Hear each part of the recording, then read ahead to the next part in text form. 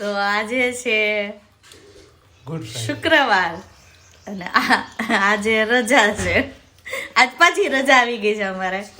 અને આજે શુક્રવારે ગુડ ફ્રાઈડે ની રજા છે, પણ રજાની મજા કેવી માણીએ છે ને એ જોવો. ઢોકળા છે, વડા છે અને તળેલી રોટલી છે. ને હાલો બધાય પોતપોતાના ઘરે ચા પાણી નાસ્તો કરી લેજો. તી એમ જ હોય ને, બધા પોતપોતાના ઘરે નાસ્તો પાણી કરી લે એમ. ગુડ ફ્રાઈડે છે, એની રજા છે અને સરસ મજાનો નાસ્તો છે, એની મજા માણીએ છીએ. હું થોડુંક ખાતી જાઉં, કારણ કે હું જો વિલોગ બનાવતી રહીને તો કદાચ નાસ્તો પૂરો થઈ જાય. બે જેઠાલાલ છે એ નાસ્તો કરવા બેસી ગયા છે, એટલે વધે ન વધે એમ કરતાં હું ખાતી ખાતી જ બોલી લઉં. પણ આવી મજા હોય છે ગુડ ફ્રાઈડેની.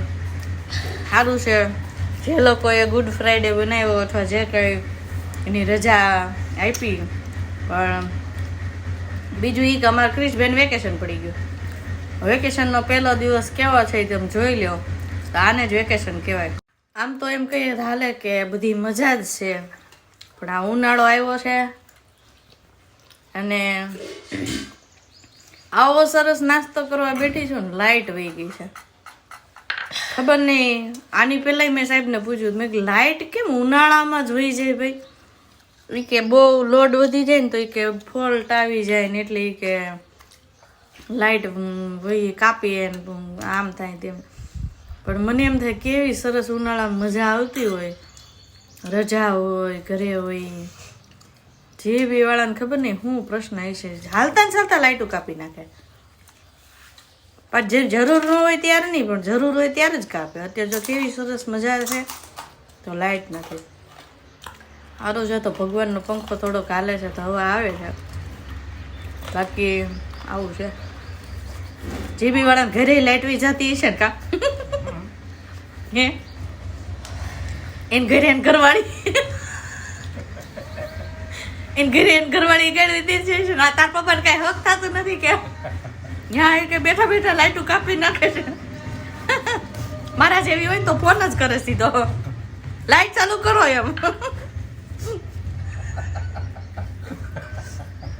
હા સાચું કીધું ને. મને લાગે છે મારે કોઈ હવે જીબી વાળા ગોતવો પડશે, એને ઘરવાળીને પૂછવું પડશે કે તમારા ઘર લાઈટ વહી જાય તમે શું કરો? સીધો ફોન કરીને કહેતા છે લાઈટ ચાલુ કરો, એ ગરમી થાય છે. એમાં કેટલું કનેક્શન ખાલી લીધું, કેટલા સાહેબ? 13,500 તો ખાલી એને મીટર મૂકવાના લઈ લીધા. બોલો, એવું જ મીટરમાં શું હોના રૂપાનું મૂક દેતા છે. વાયર એ અમારા ઘરના હોય, ખાલી એને ચેડો જ નાખવાનો હોય. એટલે આવું છે. જીબી વાળા હશે એને થોડુંક ઓલું થતું હોય છે, કદાચ કોઈ સાંભળતા હોય. પણ હાચી મારા હવે મનમાં પ્રશ્ન હોય છે કે જીબી વાળાને ઘરે લાઇટ વહી જાય તેને ઘરવાળી શું કરતી છે? ગોતવા પડશે હો કોક જીબી વાળાને ઘરે જઈને પૂછવા જવું પડશે. છે સાહેબ, આપણે લગભગ ઓલા બાજુમાં આવવાના જ રહેવા એ લોકો જીબી વાળા છે ને પાકું. હાલો, અમારે એક પાડોશી છે ને એ જીબી વાળા જ છે, એવું સાંભળ્યું છે. એ આવે ને ઘરવાળીને જ મારે પૂછવા જાવ કે તમારે ઘરે લાઇટ વહી જાય તમે શું કરતા છો? હાલો, આ વિચાર છે ને એના ઉપર અમલ કરવાનું થાય છે.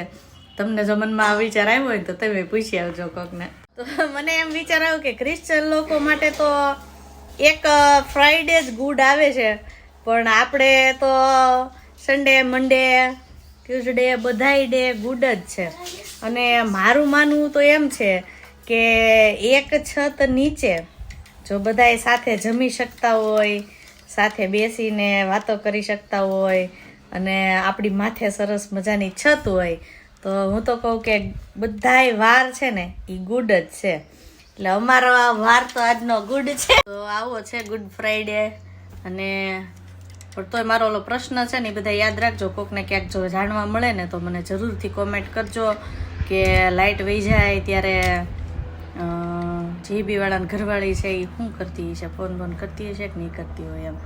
અને હું તો તે લાઇટ વહી ગઈ છું એટલે આપણે હમણાં થોડીક વાર રેસ્ટ કરવાનો થાય છે, કારણ કે ગરમીમાં મારાથી તો કાંઈ કામ થશે નહીં.